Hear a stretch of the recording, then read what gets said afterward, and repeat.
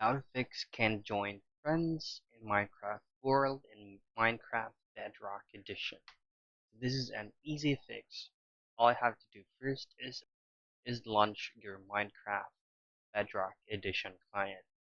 Once you've successfully launched it, all you have to do is just to edit. If you're the host, then you just have to edit the current server or world that you've created, and then just make sure that the multiplayer field is currently turned on.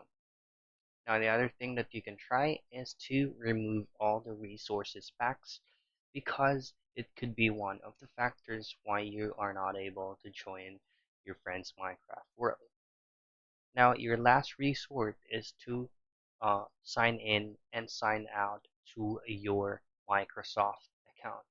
Simply head straight to Minecraft dashboard and then just log out to your Minecraft account and try to relog in again and rejoin your friend's Minecraft world.